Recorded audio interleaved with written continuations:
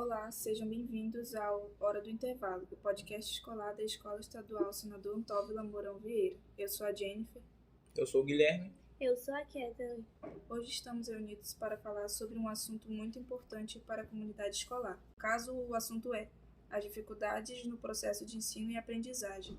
Os entrevistados de hoje são a professora Maria Tereza, o professor Valderino Filho e a professora Jocilene Silva, professores de rede pública, estadual e municipal.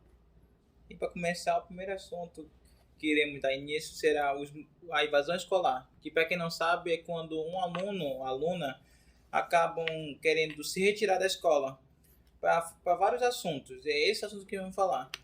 Mas para resumir, ocorre mais ou menos 250 mil alunos saindo da escola, e isso só em 2022. O número já é 2044 mil em 2021 e 142 mil em 2019. E para começar, eu queria iniciar com uma pergunta. Qual é o motivo da evasão escolar? E essa pergunta será direcionada ao professor Valderino. Bem, boa tarde a todos. Boa tarde à professora Jocilene Silva, à professora Tereza, meus queridos alunos, Guilherme, a Kathleen e a Jennifer. Bem, pelos dados passados, a gente observou que houve um aumento na evasão escolar.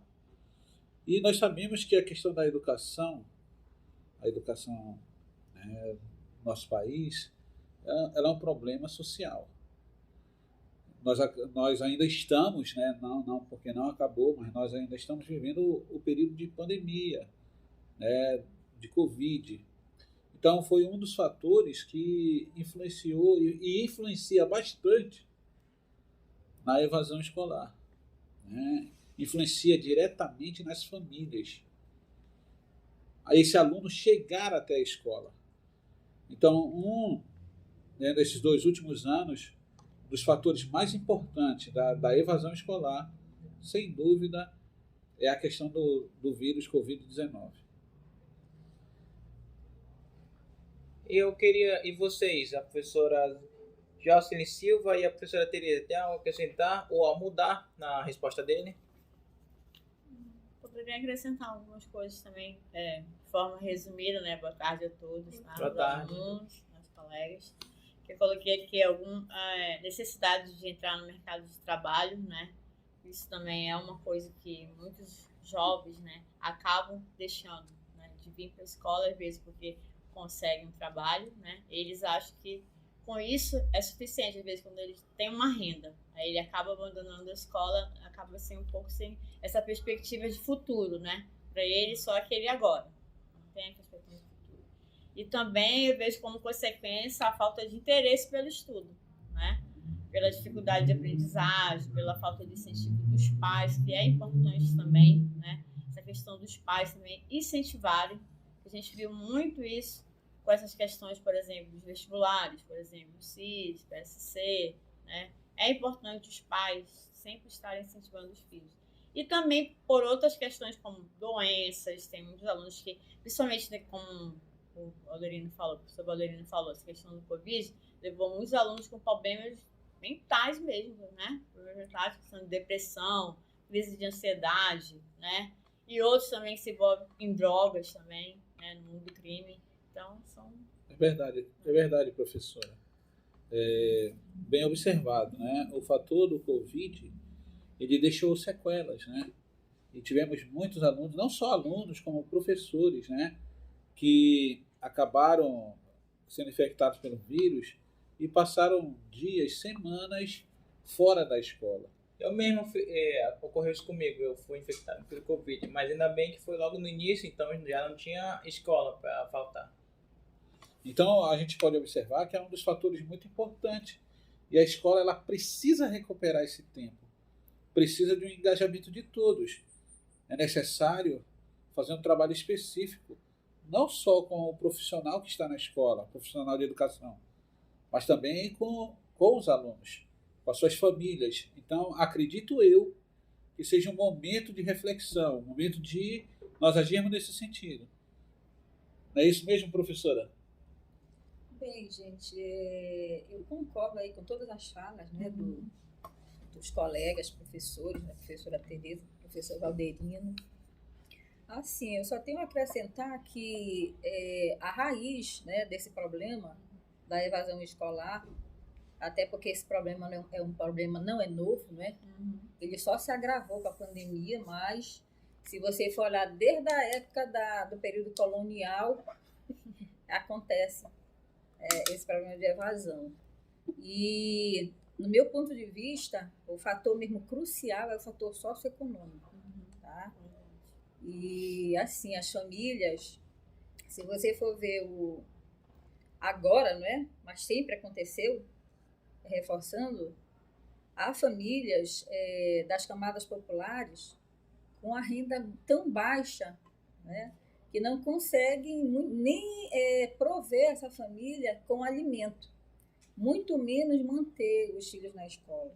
Então fica difícil, né? Ainda há pouco eu até conversei com vocês, né, já havia relatado isso, que em algumas famílias, né, em algumas escolas, os professores pedem uma atividade no papel ao maço, tem estudantes que não têm, que os pais não podem comprar, mas assim que faz o papel ao maço, uma caneta, né, para essa criança ir para a escola, esse adolescente, esse pré-adolescente. E então, tudo isso dificulta. Se, às vezes, aquele estudante ele necessita de um transporte para ir fazer uma pesquisa em alguma outra instituição, ou até para vir em outro horário para a escola, para fazer uma pesquisa, algum trabalho, eles não têm essas condições. Então, o fator socioeconômico, eu concordo com Marx, é crucial. Esse fator socioeconômico, ele na realidade, as sequelas dele vão se manifestar, não só dentro do contexto familiar, quanto também na escola. Tá? Então, se a família tivesse esse poder aquisitivo, né, seria tudo muito mais fácil, tá? Para esse estudante se manter na escola, né? E ainda tem o agravante que essa família, muitas vezes, ele não tem consciência da necessidade dessa escola, da importância dessa escola para transformar a vida, né, dos seus filhos. Muitas vezes ele não tem. O próprio pai não incentiva. Isso. Aí, por que os pais não incentivam? Não é? Tem várias causas dessa falta de incentivo. Uma delas, que é muito importante, muito crucial, os próprios pais não têm uma escolarização. Se você for fazer uma pesquisa e verificar quantos pais dos alunos têm o ensino superior, você vai ver que são poucos os pais de vocês, né, que estão aqui cursando ensino médio, que têm o ensino superior. É aquela clássica fala, eles não sabem o que estão perdendo. Na realidade, eles não têm noções, não é, da importância dessa escola, né, para mudar a vida, não só deles também, que eles poderiam estar retomando esse espaço, né, acadêmico, a escola e tudo, e também essa importância muito maior para a vida dos filhos. Né? Então, infelizmente, isso acontece. Né? É fruto da nossa sociedade. Tá? Então, esse fator socioeconômico ele é crucial para provocar todas essas mazelas. Tá?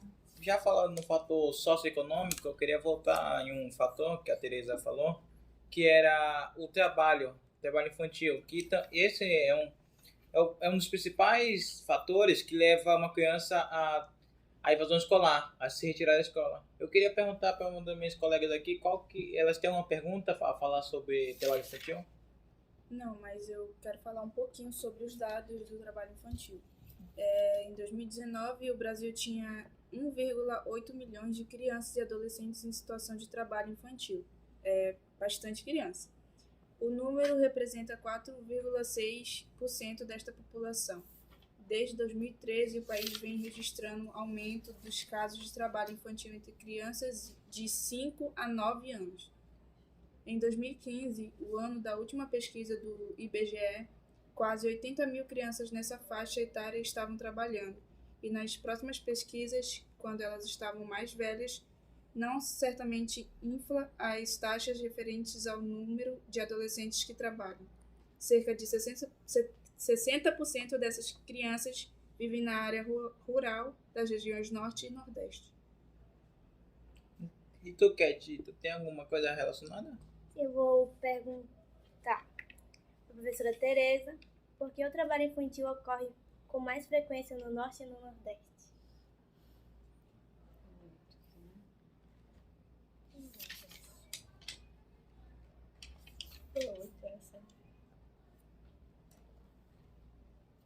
Eu quero aproveitar, então, Vai falando. enquanto a professora ela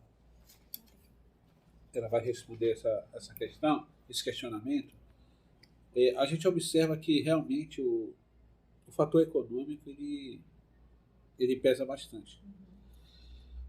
Por isso mesmo que eu reforço a ideia da conscientização de todos, de pais, alunos. Eles precisam ter uma consciência, adquirir uma certa consciência de que o estudo é necessário para ele. Porque eu posso citar o meu exemplo, e eu já compartilhei com os meus alunos. A minha situação, eu vim de uma família de 3 irmãos, 3 filhos. Né? A casa foi doada pelos meus avós, avós paternos, mas eu tive a presença ali da minha mãe, que estava ali comigo, né, na orientação, me levando para a escola, participando. Né? Nós não tínhamos toda essa condição financeira para, né, termos vamos supor, uma vivência razoável na escola. Mas, desde cedo, a gente adquiriu uma consciência de que, através da educação, muda-se uma vida. Então, hoje, com essa grave situação que nós tivemos nesses 2 últimos anos do Covid, que é um fator fora, né, um fator fora, a pessoa ela não escolheu contrair o vírus. Ela contraiu o vírus, ela passou, no mínimo, 14 dias fora de uma escola. O professor passou 14 dias. Aí você imagina, o aluno fora da escola, o professor também enfermo. Quer dizer, são fatores atípicos. E o momento que eu vou repetir, o momento é de nós pararmos, trabalhar essa questão dessa saúde mental, tanto do profissional da educação, quanto dos alunos. Porque, afinal de contas, nós tivemos várias perdas de pessoas muito próximas a gente, né, que deixaram marcas, deixaram sequelas. Então, é necessário, acredito eu, que ainda nesse ano de 2023, que tá entrando aí, também será mais um ano de trabalho nesse sentido, no trabalho da saúde mental, da saúde de cada um de nós, tanto de professores quanto de alunos. Agora eu vou passar para a professora Tereza. Para a gente responder essa pergunta, na verdade, a gente tem que voltar um pouco qual seria o principal motivo de ocorrência do trabalho infantil, né? Que geralmente está ligado realmente essa questão socioeconômica, não tem por onde, né? Sempre você vai voltar para isso, que é a questão da pobreza, né? Verdade. A má qualidade, né? A questão também da educação, as questões culturais também são algumas das causas do trabalho infantil e que aponta muito, principalmente das regiões Norte e Nordeste. Por quê? Justamente que nessas áreas, principalmente, né, nessas regiões, não há muito incentivo, principalmente em relação a esses jovens, essas crianças, né? Porque se essas crianças elas estiverem na escola, né, elas estiverem sendo incentivadas a estarem na escola, né, elas não vão sair da escola e vão trabalhar, por exemplo, no sinal, né, vendendo picolé, vendendo alguma outra coisa. Mas quando ocorre esse abandono, principalmente o abandono por parte da família, acaba que essa criança vai para as ruas. E às vezes o que é pior, muitas famílias usam, né, essas crianças para conseguir renda, né, dinheiro. Né, e a gente vê muitos casos, né, mas a gente vê diariamente nas ruas, são essas crianças. Por isso que os índices, principalmente das regiões Norte e Nordeste, eles são altos, né? Eles são altos, tanto no caso do IBGE, e tem outro agravante também. Entre o grupo de pessoas que eles falam das questões dos grupos de raça, as crianças pardas e negras, elas estão num grupo mais, né, acentuados, né, do que os grupos, no caso, brancos. Não que não tenha problema com o grupo branco, né, mas esses são grupos que são mais frágeis, né. Por isso que muitas vezes as pessoas culpam, isso aqui, os negros só querem benefício, só querem isso, né, mas não, está ligado a essa questão de prioridades também, né, de políticas públicas, né. Eu acho que é isso aí. Tem mais alguma coisa para acrescentar, os colegas? Bem assim, eu só quero reforçar um pouco a fala da professora Tereza, né, que ela se expressou muito bem, né, e retomando o fator socioeconômico, ele sempre vai ser o vilão. É sempre economia. Isso. E o que leva essa criança a ter que trabalhar ainda na infância? A pobreza, né? A pobreza. Lá na casa dela o pai ganha o salário mínimo quando não está desempregado. Então, a criança ela vai, né? Até porque entre uma criança vendendo bombom na rua e um adulto vendendo bombom na rua, quem tiver ali para comprar vai preferir comprar da criança. Então, infelizmente, essa criança ela chega até a ser usada, né? Mas é em função desse estado de pauperização mesmo da família, né? Que vai acontecer. E aí isso aí vai incidir na escola, né? A criança vai trabalhar, isso, ao invés de estudar. Ou então, às vezes, tenta até conciliar, só que a criança não consegue. Por exemplo, eu tenho o exemplo de um aluno que eu tive, isso há muito tempo atrás, que eu já estou com 34 anos de serviço público. Ele dormia, chegava de manhã ele estava dormindo, mal aprendia, né? E o porquê? Depois eu fui buscar as causas, o menino vendia flores de noite, menino de 8 anos, nos bares, porque o pai estava desempregado, né? Então, ele era ali vítima desse trabalho infantil em função do processo de pauperização da família e ele não rendia na escola, né? Por quê? Porque ele estava cansado, passava a noite acordado. Então, essa questão socioeconômica, ela vai gerar todo esse problema social. Ele não tem como ter rendimento, né? Isso, não tem rendimento escolar, porque ele vai estar cansado. Aí vai influenciar aí nesse processo de ensino-aprendizagem também na escola. Eu chamo a atenção, e esse momento é até propício, o momento que o país atravessa. Uma das causas, né? Eu quero, só aqui reforçando o que a professora Tereza falou, uma das causas também tem uma influência muito grande, é a questão da localização da região, pelo menos aqui de Manaus, do Amazonas, né? Ou seja, há anos, né, politicamente promete-se uma ligação BR-319 que não sai da promessa, ou seja, nos isolando do país, né? Recentemente a gente tem visto muito isso hoje, né? Se eu não me engano, a questão de xenofobia, né? Região sudeste contra a região norte, nordeste, isso é uma coisa grave, gravíssimo isso, está se acentuando esse tipo de coisa no nosso país. Então é um momento propício para nós também meditarmos, por exemplo, na questão da política econômica do novo governo que está assumindo. Não é verdade? É necessário isso. Então, tudo isso passa por políticas públicas. É momento que nós temos que observar de como é tratado a política pública, a nossa economia. Então, o momento é propício para isso. Ainda hoje, eu quero compartilhar até com todos aqui, eu estava ouvindo que conforme o presidente eleito hoje, recente, quando ele fala de uma valorização do social, as bolsas de valores caem.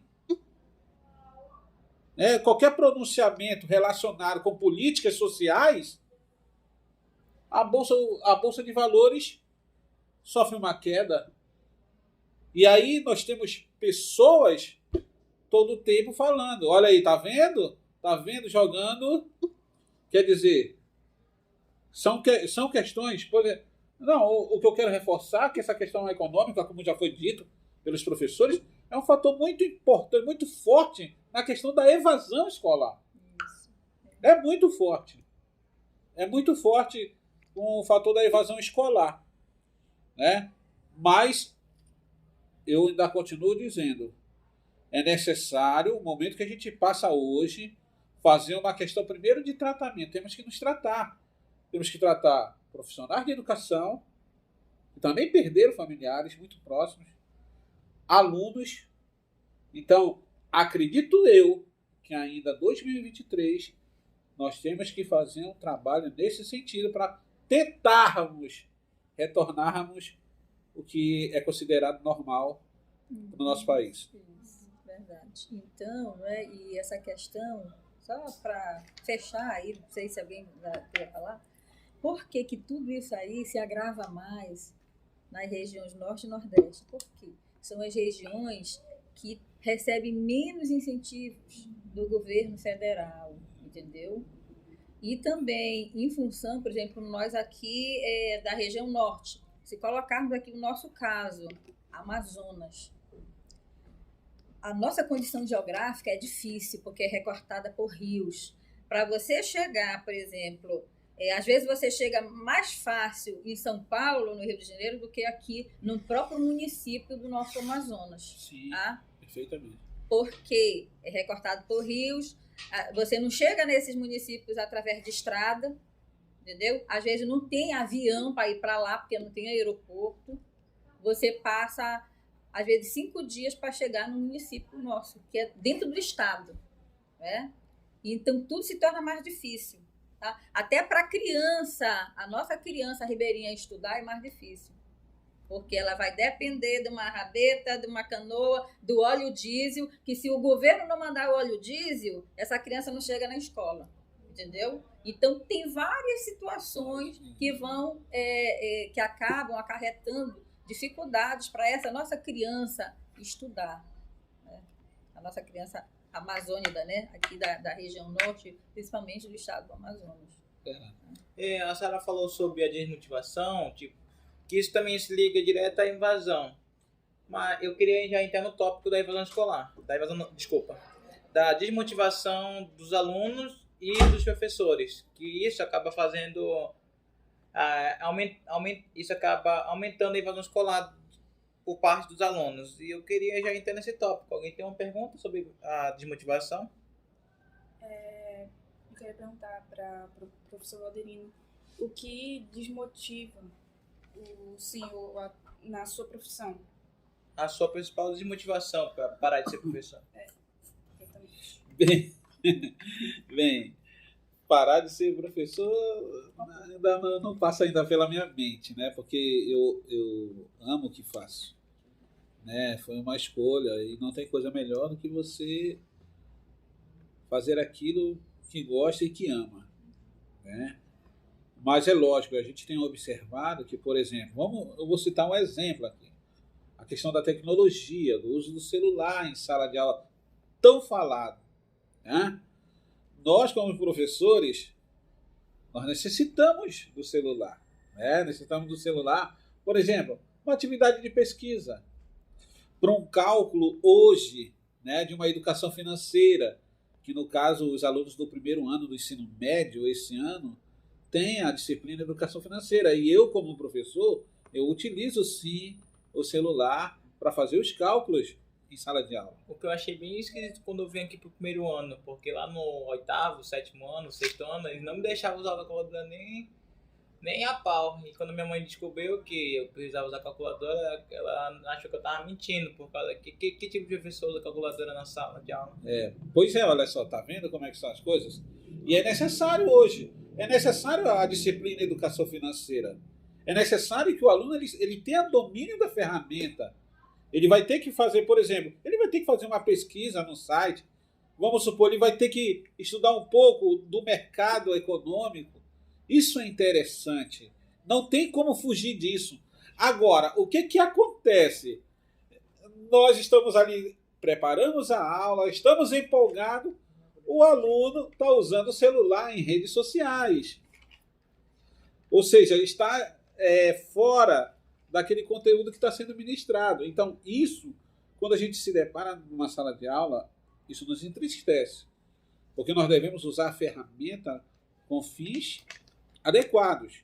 Então, naquele momento da pesquisa, por exemplo, da pesquisa de preços, o trabalho de educação financeira, vamos fazer o preço, vamos calcular a porcentagem de aumento, vamos supor, como é que se diz? Da cesta básica. Né? Vamos calcular os índices de aumento, né? De desconto, de acréscimo. Então, é necessário isso. É necessário o envolvimento. O aluno aprender, ter o conhecimento, pelo menos ele observar o mercado financeiro, queda, elevação de bolsa de valores, cálculo de produto interno bruto, essas coisas, cálculo, né, vamos supor, de desconto ou de acréscimo de um boleto bancário, de um cartão de crédito. Então, é necessário o uso da ferramenta tecnológica hoje. Agora, precisa a educação, trabalhar com os alunos, fazê-los entender que é necessária a ferramenta e deixar um pouco de lado as redes sociais, naquele momento que a gente está estudando.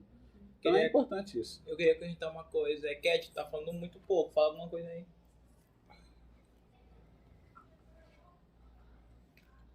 Tá, ela não quer falar agora.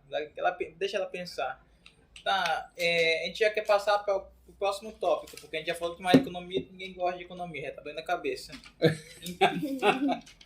Pelo menos o pessoal que assiste não vai gostar. É o fundamental, né? A gente já quer passar para o último tópico desse podcast que a gente está fazendo.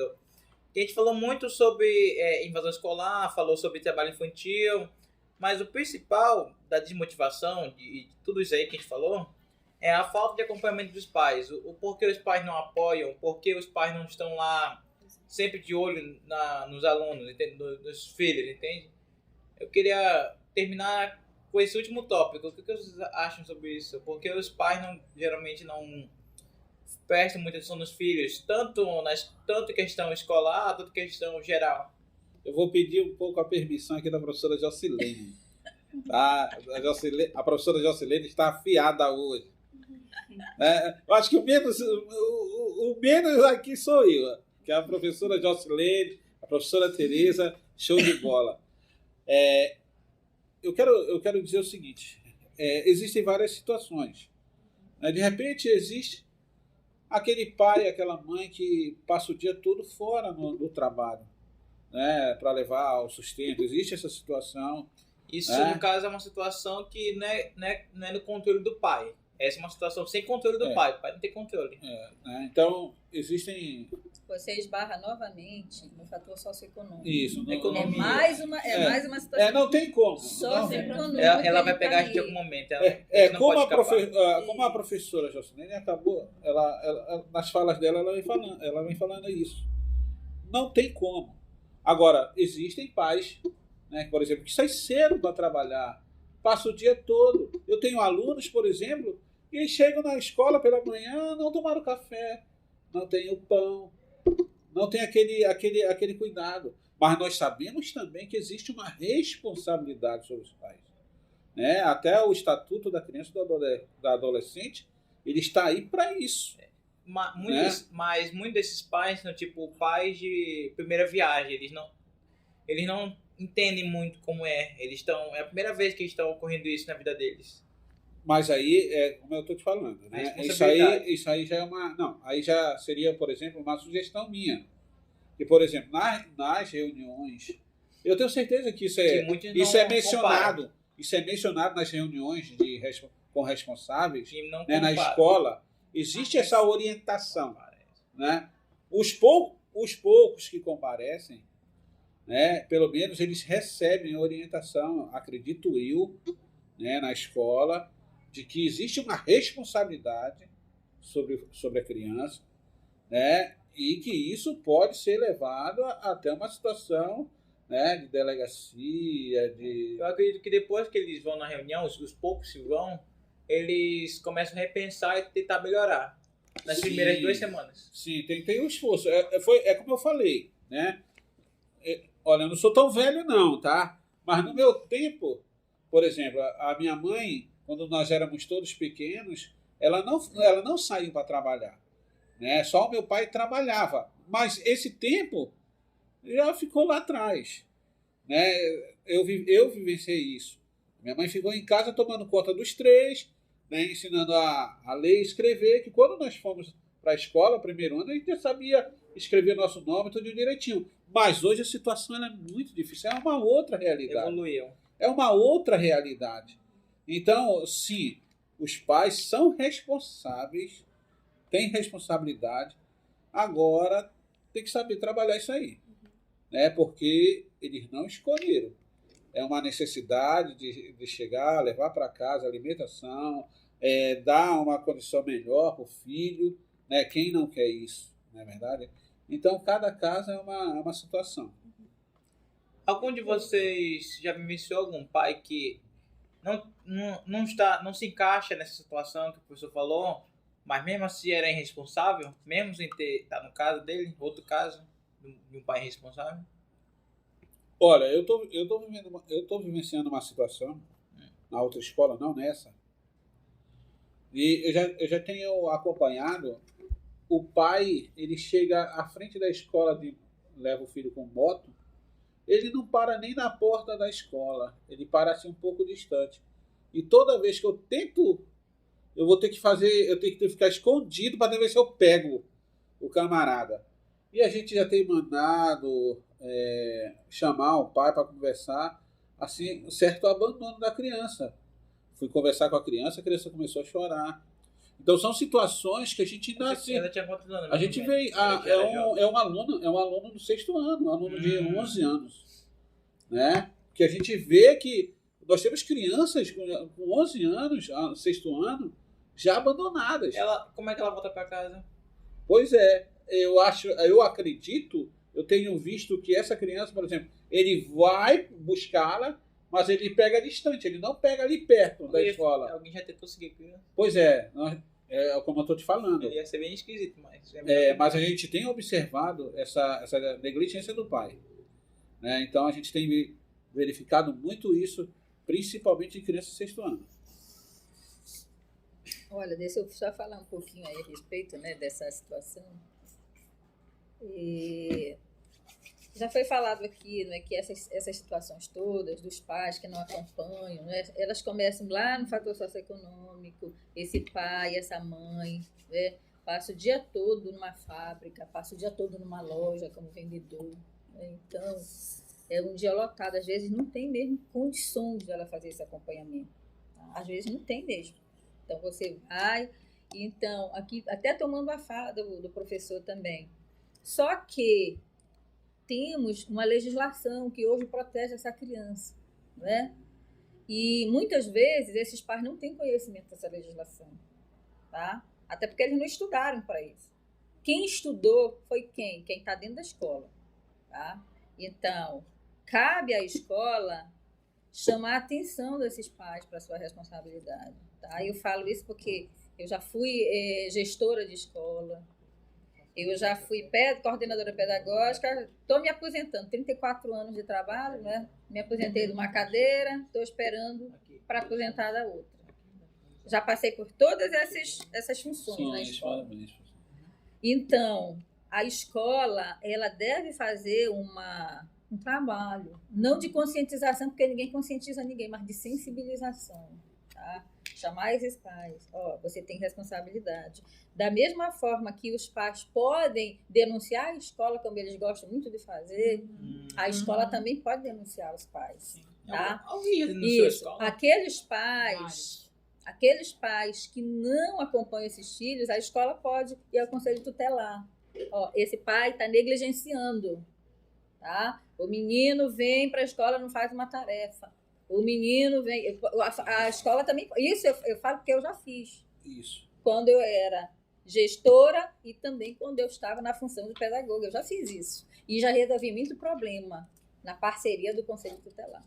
E toda reunião que eu faço enquanto gestora, enquanto coordenadora pedagógica, é com base nas leis. Eu pego desde a Constituição Federal, a obrigação de educar é da família e da escola, né? E do Estado.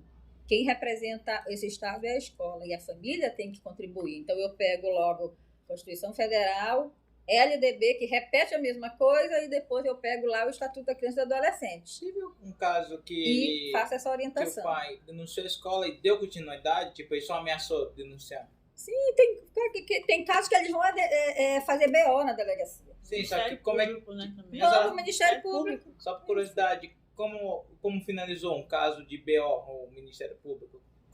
Tipo, quem ganhou o caso? Olha, geralmente quem ganha é a escola. É raro os casos. Agora, quem tem ganho atualmente é questão de educação especial, que alguns pais estão ganhando. Mas não por falha da escola, mas por falha do próprio governo, que tem que oferecer as condições e não oferece. Sim. Então, quem acaba sendo processado não é a escola, não. Eu tava falando mais no caso de, tipo... nesse caso de invasão, de desmotivação. Mas não, esse é o caso de autismo mesmo, né? Não, é Nesse caso de deficiências. Não coloca só autismo, né? No geral. Deficiência. No caso do criança. Governo. O governo disponibiliza as coisas que deviam ter para essas pessoas. Então é ele que vai ter que responder. O Ministério Público, não a escola em si, porque a escola geralmente ela faz os ofícios, solicita o que tem que solicitar, mas a secretaria não manda, então quem vai se responsabilizar não é a escola. Entendeu? A nossa conversa já se alongou demais. A gente pensou que ia ser só 25 minutinhos, acabou sendo 1 hora e pouquinhas. Então, eu queria agradecer por comparecer todos aqui, o professor Valderino, a professora Jocilene e a professora Tereza. Então, obrigado por vocês terem comparecido ao nosso podcast e até o próximo episódio. Eu sou a Jennifer. Eu sou a Kathleen. E eu sou o Guilherme, não foi na mesma ordem. Mas tá, até o próximo episódio, mais um assunto que todos adoram. Adeus.